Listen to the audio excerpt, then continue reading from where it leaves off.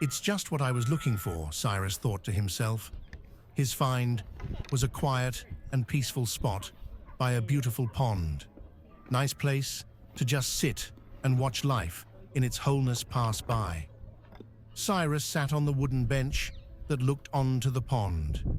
There was an opening between the shrubs growing on the bank of the pond that let him see the water, the wild birds, and the other edge of the pond. He could see children playing and people walking on the other edge. It was quieter on this side, but the sun was shining on the grass and the trees there, giving them a shiny golden color. He had walked around Hampstead Heath for about an hour, following one path leading to the next one and the next to another one. It was quite fun, not knowing where he was going next, randomly turning right, left, or going straight. He really liked this part of London, North London in general. He loved Hampstead Heath in particular, especially the hilltop stop in the middle of the way that overlooks London.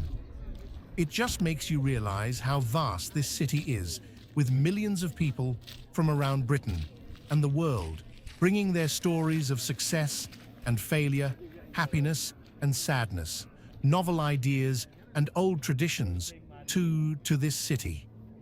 It was a cold but sunny December afternoon, the kind of day when winter feels crisp and alive rather than bleak and grey. Seated on the wooden bench, Cyrus stuffed his hands into the pockets of his coat and watched his breath, forming little clouds that dissipated into the clear air. The water shimmered under the slanting sunlight, rippled occasionally by the wind, and the ducks paddling lazily across its surface. Gulls circled overhead, their cries sharp and restless, while a pair of swans glided serenely through the water as if rehearsing for a performance. Children's laughter filled the air as they ran around the pond's edge, tossing breadcrumbs to the birds, their cheeks pink from the cold. Nearby, a woman walked her golden retriever, who barked excitedly at a squirrel darting up a tree. An elderly couple strolled arm in arm, their slow steps in sync with each other. It was a scene full of life, the kind of ordinary beauty Cyrus often found himself observing but rarely participating in. He shifted slightly on the bench, his gaze lingering on the reflection of the clouds in the pond. They moved lazily across the sky, white and soft, like the thoughts drifting through his mind. His life, he thought, had been a bit like those clouds, constantly changing, occasionally stormy, but always moving forward. He wasn't sure if that was a comforting thought or not. A gust of wind brushed his face, and with it came memories. When they stopped by the river on their way to the sea to eat breakfast. There were 8 of them, all university friends. They made tea on wood fire that smelled of smoke and fried eggs that tasted like nothing ever tasted like it before or after that morning. Unconsciously, he turned his looking for the source of the smoke. The smell was live, but only in his mind. Where is everyone now? Cyrus was not sure if he missed the gang. There was a time he thought he'd moved on, but had he? His mind straightened, and he thought of the time he had been promoted at work, the rush of pride he'd felt as his boss praised his efforts in front of the entire team.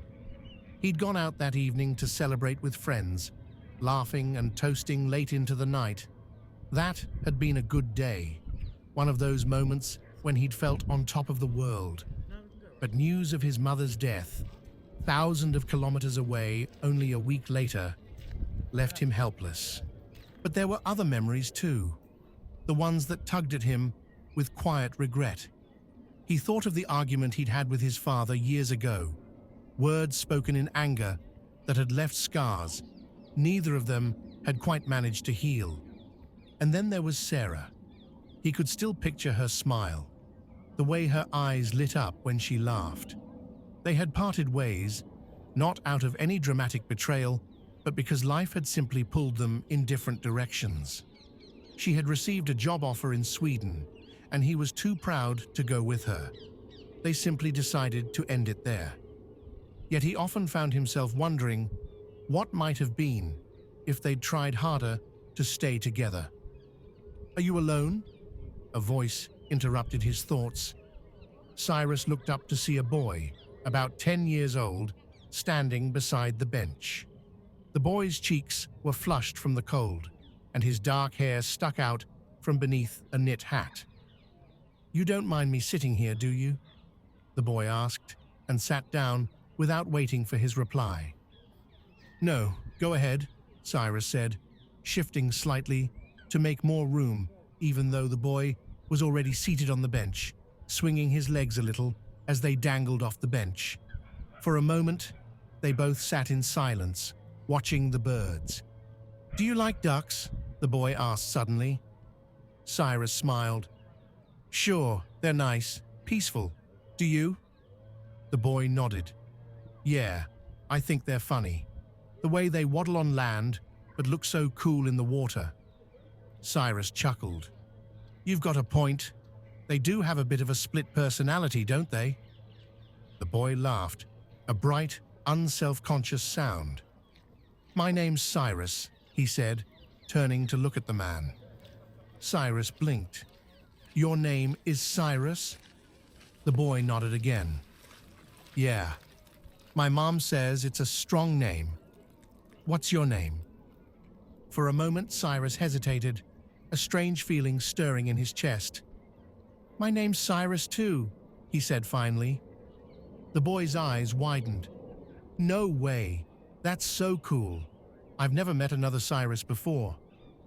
"Me neither," the man admitted. "What are the odds?" The boy grinned.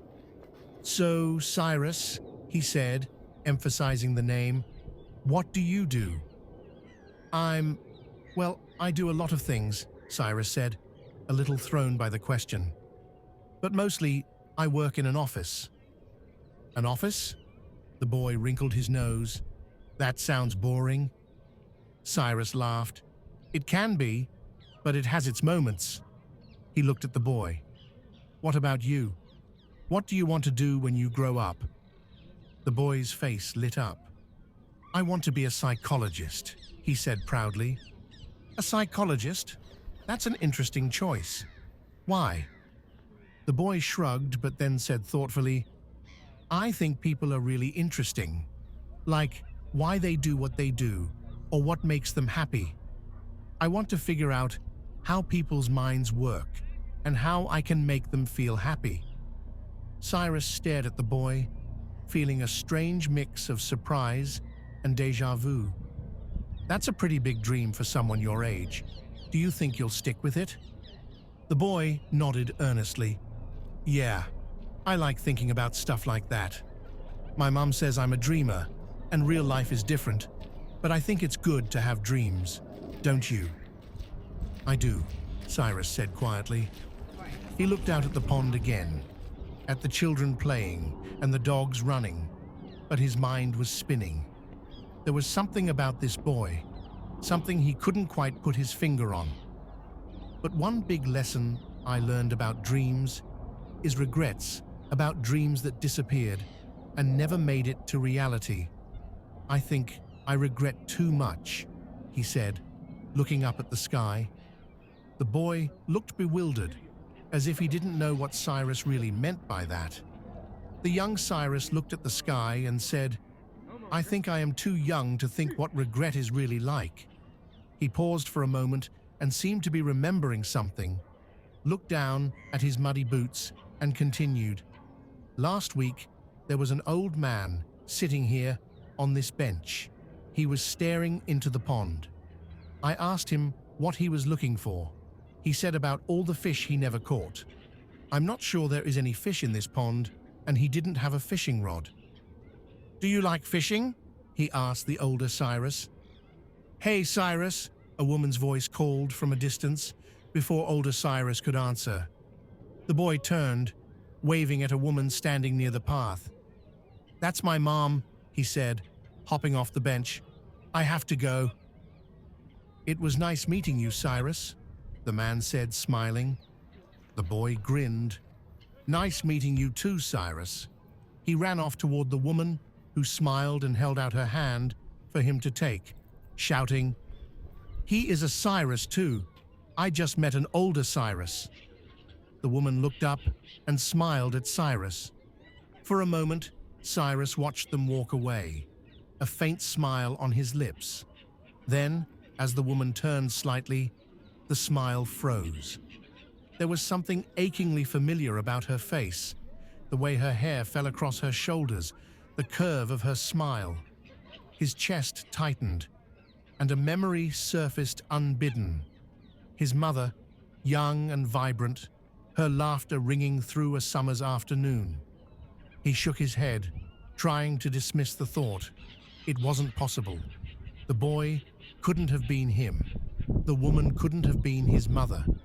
And yet, he glanced down at the bench where the boy had been sitting. Something glinted in the frail, stray ray of sunlight shining on it. Leaning down, Cyrus picked up a small, round pin. It was old, the kind of thing you'd find at a flea market. Engraved on it were the words, "Ask, and you shall find." Cyrus stared at the pin, his mind racing. He turned it over in his hand, feeling its weight, its cold metal surface. A breeze rustled the leaves, and for a moment, the world felt very still, as if holding its breath. He slipped the pin into his pocket and stood up, his thoughts swirling as he began to walk. The scene around him remained unchanged. The children, the ducks, the clouds. Something inside him had shifted, a small but undeniable change, like the ripple of a stone dropped into still water. He couldn't tell what it was. Had he just seen a glimpse of the past? Or was it something else entirely? When does late become too late? Either way, he felt lighter, as if the weight of his regrets had been lifted, if only for a moment. Perhaps the boy was right. Sometimes it was good to dream, no matter what, or not think about the big fish in the water, but think about the small fish we catch.